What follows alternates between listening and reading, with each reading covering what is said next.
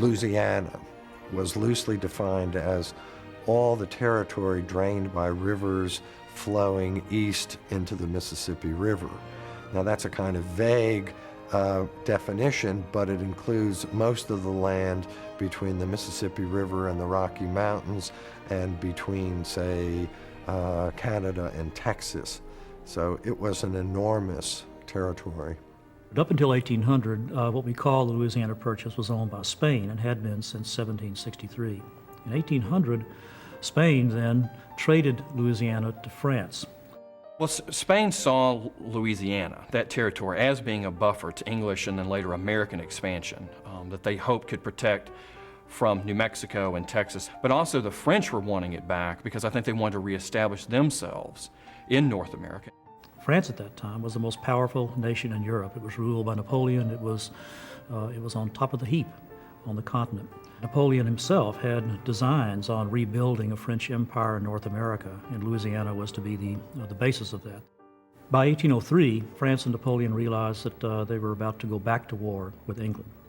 At the same time, Napoleon had suffered a disastrous defeat in Santo Domingo in the West Indies. Napoleon realized he was about to go back to war. He needed cash. He was cash poor. And so he decided simply to sell it off, sell this, not just New Orleans, but sell the entire purchase to the United States. New Orleans was really the goal because it's a major port city in the area, and for the American West at the time, between the Appalachian Mountains and the Mississippi River, it was important to control that port for trade for all these American farmers who are moving into the West.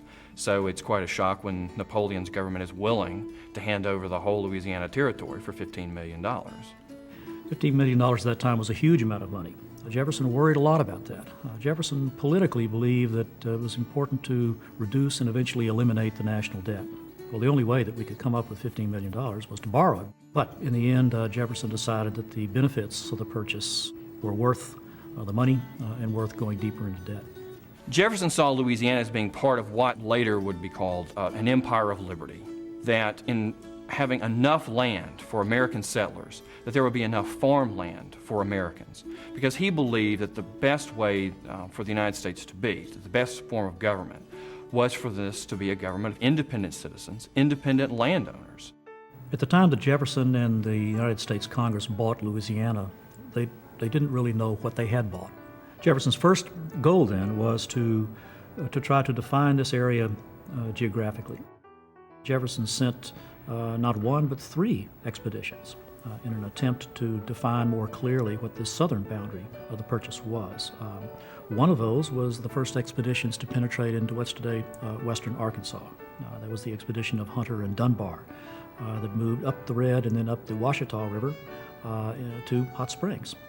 After Dunbar and Hunter, there was another attempt, the Freeman expedition in 1805, which went up the Red River, but was turned back by the Spanish at what is now basically the border between Arkansas and Texas. The third expedition, the one that's probably the most famous and also the most controversial, was that led by Zebulon Pike. Pike went up to the north first, onto the central Great Plains, down to the Arkansas River, followed the Arkansas until it reached the Rocky Mountains, and from there attempted to find the headwaters of the Red. He found what he thought was the Red River. It turned out to be the Rio Grande, was arrested by the Spanish, taken to Santa Fe and Chihuahua, and eventually sent back home. So these 3 expeditions to try to define the southern boundary of the purchase all failed.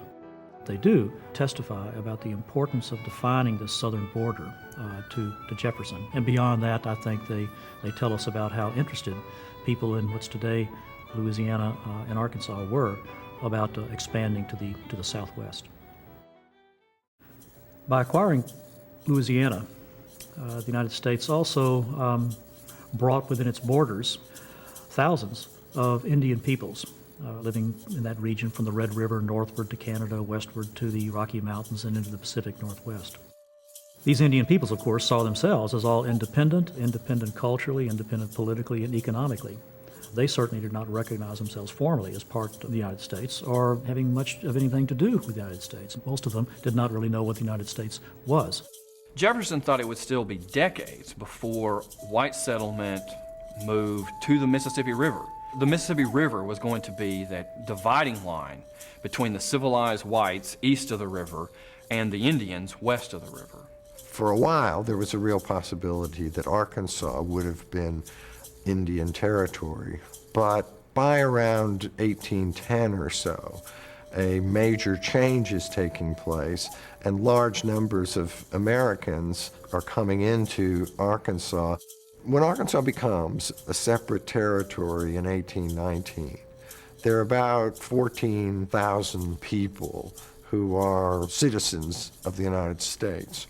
And by 1820, first steamboat arrives at Arkansas Post, and during the 1820s, Arkansas begins to get tied into a market economy. The American settlers in Arkansas effectively kicked out the Indians. By 1820, there's settlement all over the state, and there's some 14,000 people.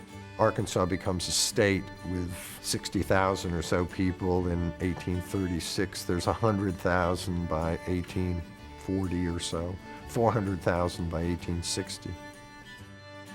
The Louisiana Purchase, looking back on it, was one of the most important events in American history, certainly one of the most important events of the early years of the Republic. And some of the most important consequences were toward the southern end of the Purchase. That was the area that eventually would feel the greatest pressure from the expansion of the United States. The Indians of that area would feel the pressure and eventually would find themselves overwhelmed and would lose their independence.